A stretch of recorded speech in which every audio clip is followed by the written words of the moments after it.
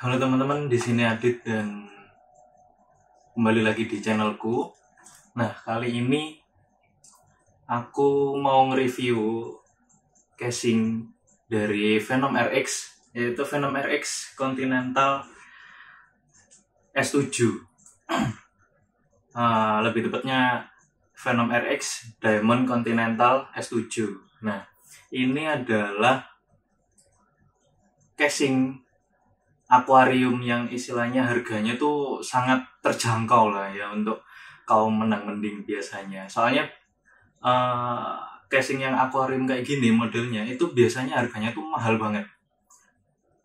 Ya melambung tinggi lah. Nah, waktu kemarin itu saya beli harganya sekitar 700.000 untuk yang warna putih, dan kalau nggak salah untuk yang warna hitam itu sekitar 600 ribuan ya. Bedanya selisih dikit kok, tapi aku lupa selisihnya berapa. Nah, ini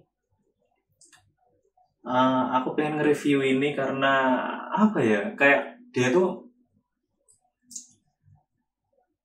kalau semisal sekarang ya di pasaran itu dia lagi goib tuh, kayak sebenarnya produknya ada, cuman kita tuh jarang gitu loh bisa nemuin di pasaran karena ya memang demand-nya agak tinggi. Dia terjangkau juga kan. Nah, di sini kalau semisal teman-teman bisa lihat dia, oh ya mungkin teman-teman kalau semisal tanya sama saya, Mas, bedanya Diamond Continental sama Diamond XL itu apa? Nah, di sini itu Diamond Continental itu dia konsepnya bezel-less, jadi dia nggak ada frame di tengah ya. Nah, dia frameless, apa ya namanya? Ya itulah, seperti itulah sebutannya, bezel-less ya. Kalau semisal yang Diamond XL itu dia masih ada bezel di sini, jadi nggak full kaca kayak gini. Seperti itu, dan itu aja sebenarnya bedanya. Dan ya, dan harga juga ya. Pasti itu, kalau semisal harga pasti mempengaruhi. Nah, di sini teman-teman gampang banget ya buat buka casingnya. Jadi kalau yang versi ini di sini kan ada 4 baut. Teman-teman tinggal buka aja pakai tangan udah bisa.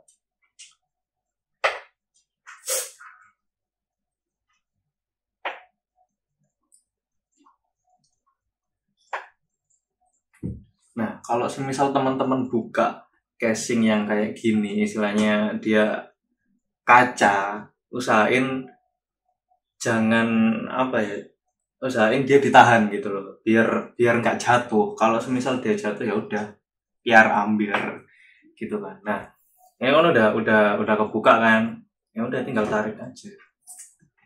Nah, seperti itu. Pinggirin dulu. Nah, ini dalemannya, dia itu casing ATX ya. Jadi kalau teman-teman buat casing ATX bisa, casing MATX bisa, ITX juga ya bisa, tapi cuma kebesaran lah. Semisal kalau buat yang paling mini banget.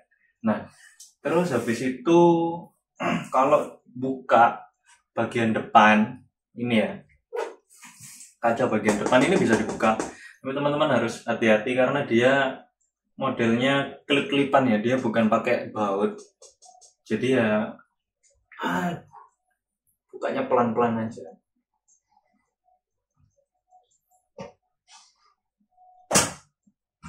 Nah, kayak gitu teman-teman bukanya.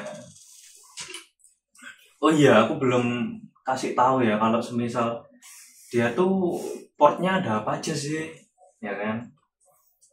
Sebentar, aku balik dulu aja ya kayak. Nah,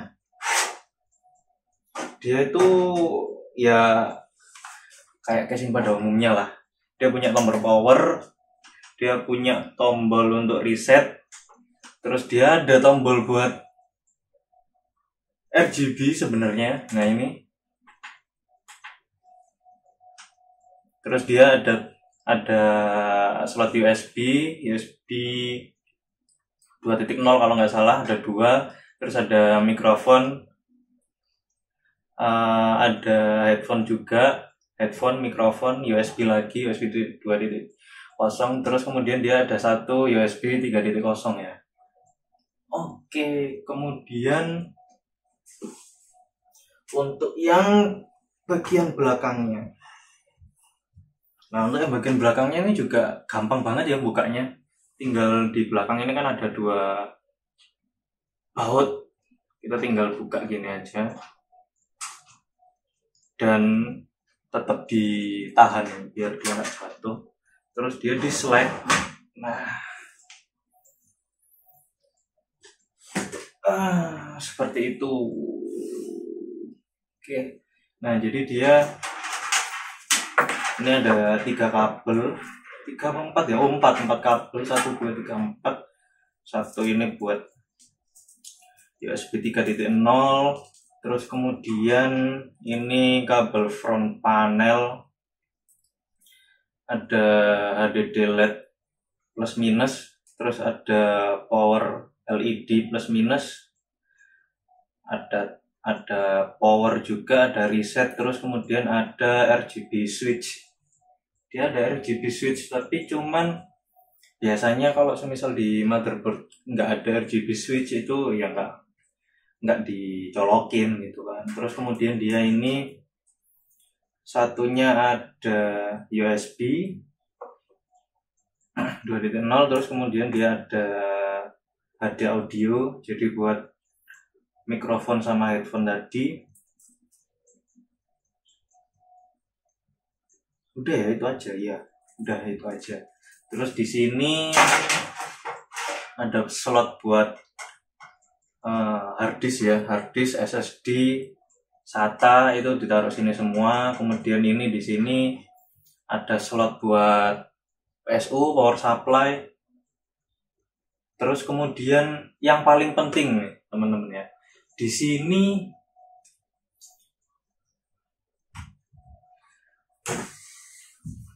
nah casing ini kalau teman-teman tanya gitu ya, Mas casing ini tuh muat sampai berapa fan sih? Ya hitung aja. Di sini 3 di atas 12 cm, 360. Jadi dia bisa dipakai buat radiator juga bisa 360. Terus di sini 3 fan juga, 1 2 3, 12 cm juga. Dan total 360 juga. Ya teman-teman bisa pakai buat radiator, tapi cuma biasanya radiator tuh umumnya di atas ya. Di samping ada, cuman ya jarang gitu kan. Terus di bawah ada juga 3 fan 12 cm. Totalnya udah 1 2 3 4 5 6 7 8 9. Terus kemudian di belakang ini ada kayak ada satu lagi untuk dia keluar gitu kan, fan untuk dia airflow-nya buat exhaust. 12 cm juga satu, jadi total itu ada 10 fan ya. Kalau semisal teman-teman pakai buat fan semua ada 10 fan, tapi kalau semisal teman-teman pakai buat radiator yang 360 ya tinggal kurangi 3 aja, jadi 7 gitu kan, 7 fan gitu kan. Tapi kalau teman-teman pakai yang 240 radiator tapi cuma apa ya, eman aja gitu loh kan, radiator kan bisa sampai 360. Kalau semisal diisi 240 aja kayak kurang satunya, hilang gitu loh, satunya kayak kemana, tapi bisa sih ditaruh di tengah ini, tapi eman aja. Mendingan langsung 360, sisanya buat fan, sisanya ada 7 fan gitu, seperti itu. Nah untuk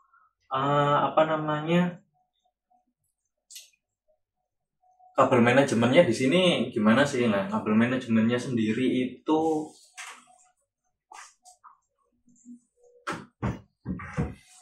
teman-teman bisa lihat di sini, dia itu ada semacam rongga slot gini. Nah ini biasanya buat tempat kabel case ya.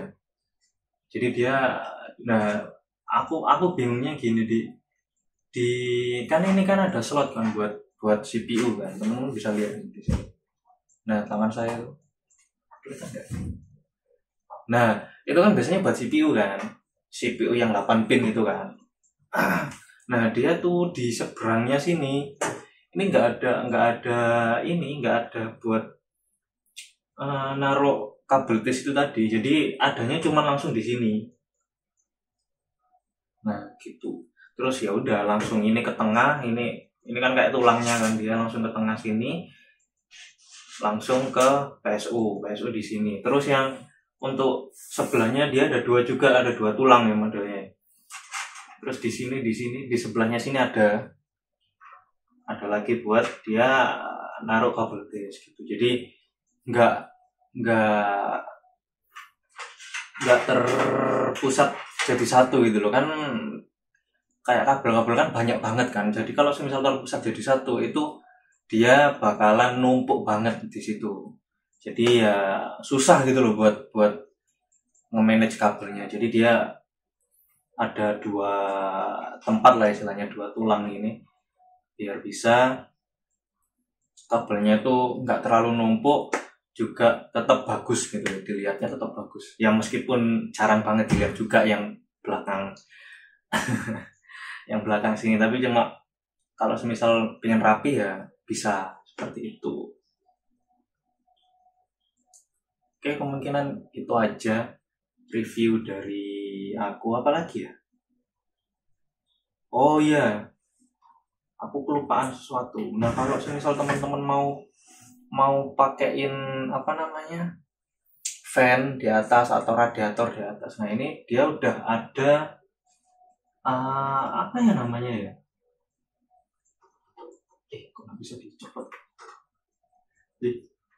Nah dia tuh udah ada kasanya gitu loh teman-teman. Jadi teman-teman nggak perlu beli sendiri, beli terpisah gitu, nggak perlu. Dia ya udah tinggal magnetik aja, di tes gini udah masuk. Begitu juga untuk yang di bawah.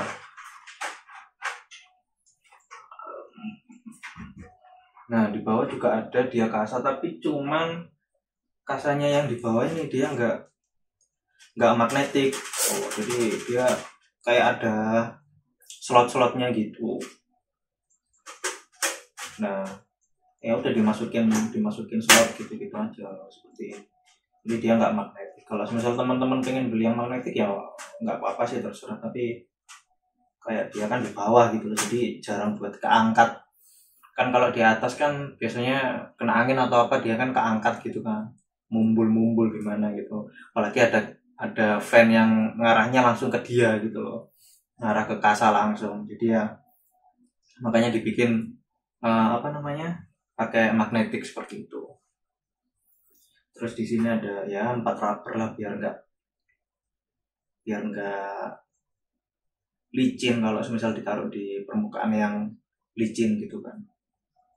Oke, udah itu aja. Oh iya, sama aku lupa satu hal lagi. Nah di casing ini teman-teman bisa lihat dia itu support VGA vertikal. Jadi kayak kan teman-teman ada lah bisa lihat kan, VGA kan biasanya kan dia tidur gitu kan, tidur di sini gitu ya, seret tidur gitu. Nah kalau misal teman-teman pengen untuk ya variasi sedikit lah untuk VGA yang istilahnya dia itu apa ya, vertikal, dia tuh bisa di sini ada slotnya, ada slot PCI-nya. Jadi teman-teman tinggal beli apa ya namanya, kabel konektornya itu loh, yang dari PCIe ke VGA seperti itu. Jadi tinggal ditancepin aja langsung di sini. Nah ini bentar, balik lagi. Nah di sini nah di sini ada 3 slot kan teman-teman. Butuhnya berapa? Biasanya sih paling banyak 2 slot ya. Aku belum pernah nemu VGA yang 3 slot. Atau mungkin tebelnya memang 3 slot tapi yang dipakai cuma 2 slot gitu loh. Biasanya gitu. Nah ini dia udah sampai 3 slot, jadi teman-teman nggak usah khawatir seberapa tebel atau dia pakai berapa slot untuk VGA seperti itu. Tapi dia minusnya adalah, nah ini minusnya tuh ini. Dia semisal kalau teman-teman pakai slot yang kayak gini, Nah ini tuh bukan dibaut ya, dia tuh dicetek langsung gitu loh, apa ya, kayak dipatahin gitu loh, kan eman aja gitu kan. Nah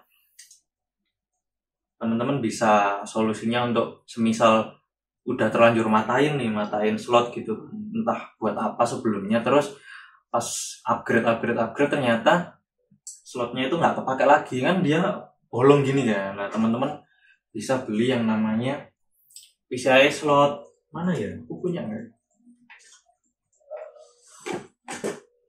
Nah kayak gini modelnya PCI slot. Jadi dia itu modelnya kayak kasa, ya udah dicentelin, terus habis itu dibaut di sininya seperti itu. Oke, gitu aja mungkin untuk review dari Venom RX Diamond Continental S7.